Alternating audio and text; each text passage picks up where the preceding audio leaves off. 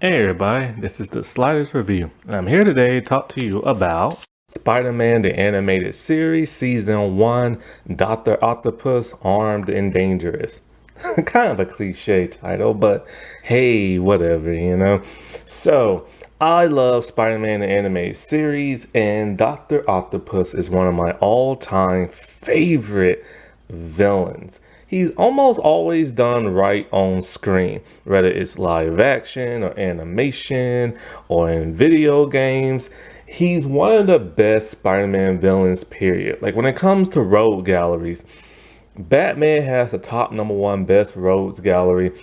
And then it's kind of debate. Does Spider-Man or Superman have the best after that? I think it's Spider-Man because well, then again, Superman does have some good ones too. So it's kind of like a debate, almost like a tie. But boy, I tell you, Spider-Man like main villains are some of the best I've ever seen. And Doctor Octopus is one of the like greatest in everything.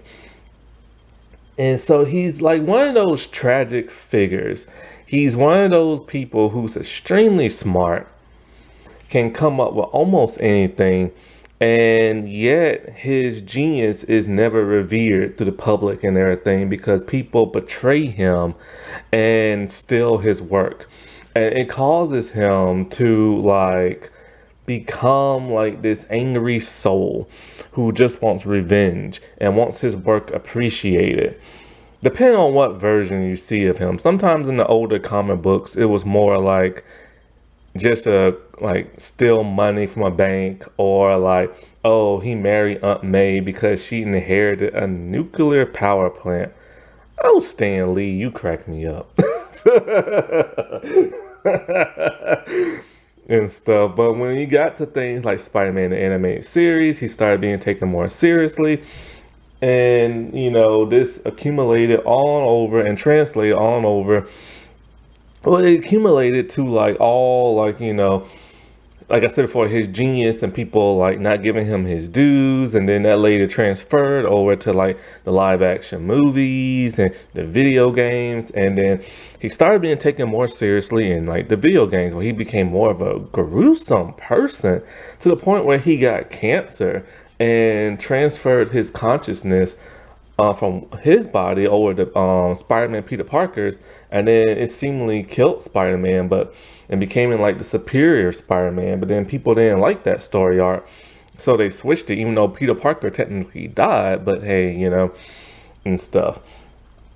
So with this episode, it's unique for a lot of different ways. One, I love the opening where he's swinging through the woods and he has like a web book bag on his back, and he's on top of a train. It's just a beautiful visual and everything, and it really shows like how creative Spider-Man is with his webbing and everything to make a book bag. And that's something that the live action movies have never done.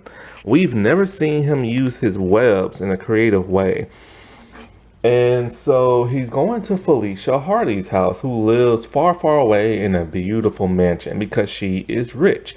And so I think she wants him to help her with like tutoring or a science project or something like that.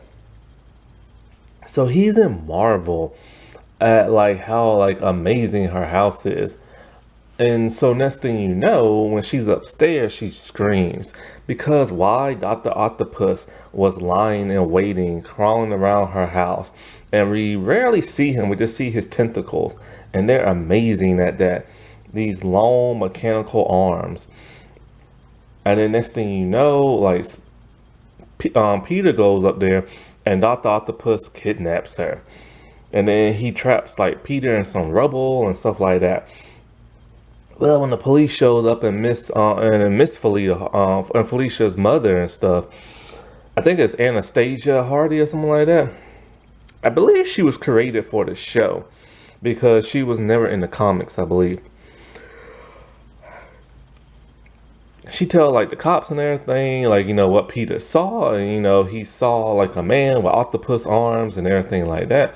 and she realizes that it was Dr. Octavius. He didn't recognize him at that time because he was wearing like a supervillain suit and he had goggles, but he had his trademark bowl hairstyle.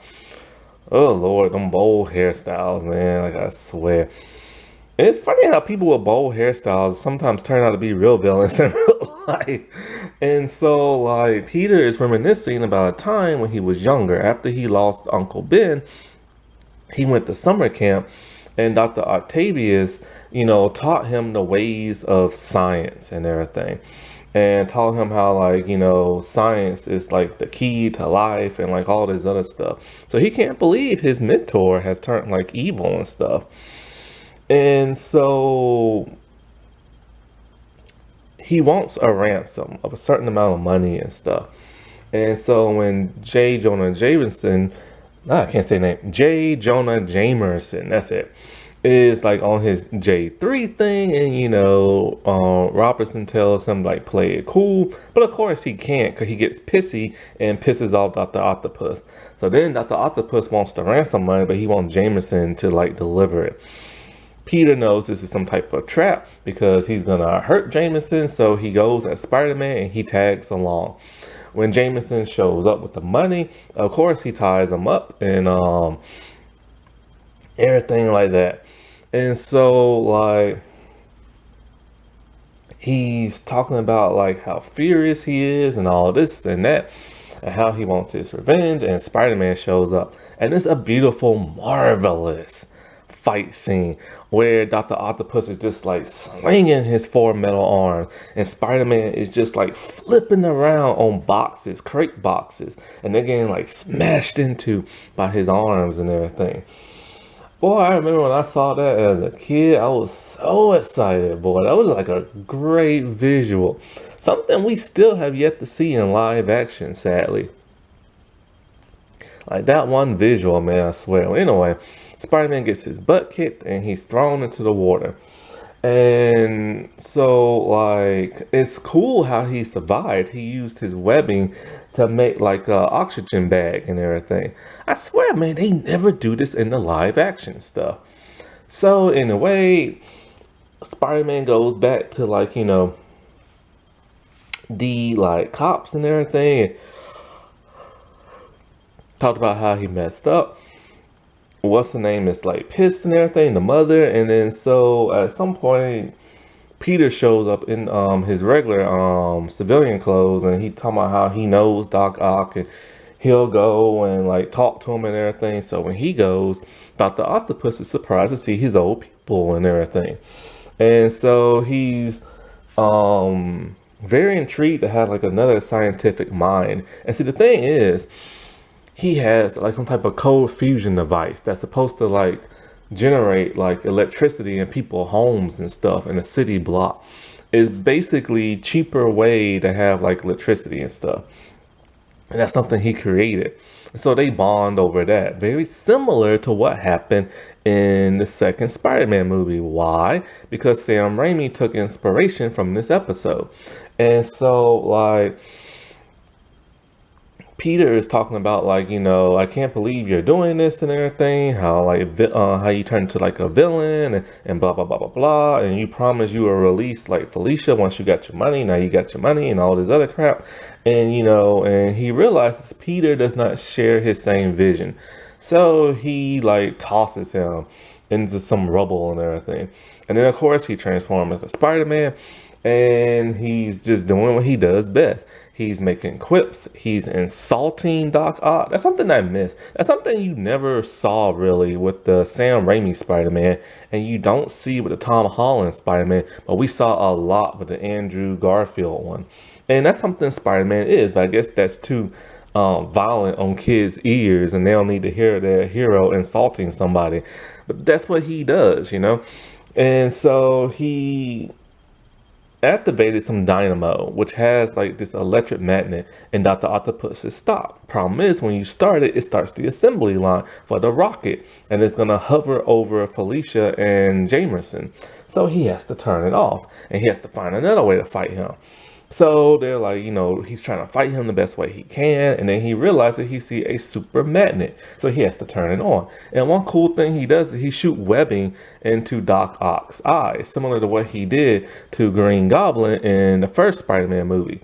So he turns it on, Doc Ock gets sucked up in there, but the assembly line thing starts up again. So he has to rush as fast as he can to free the two hostages and swing them on out of there and everything. And then, so of course, Doc Ock gets captured. Felicia goes to check on Peter. Once Spider-Man hears that, he has to swing out and change like really fast. It's cool how fast he is. But the ending, my God, the ending is great. Now, this Dr. Octopus is voiced by Efren Zemeckis Jr., the dude who voiced Alfred and Batman the animated series. Now, he's Mexican, but the way his accent sounds like Dr. Octopus is German. And the way he says this is very Shakespearean and everything. He's all like, stone walls will not imprison him, nor will metal bars encage him.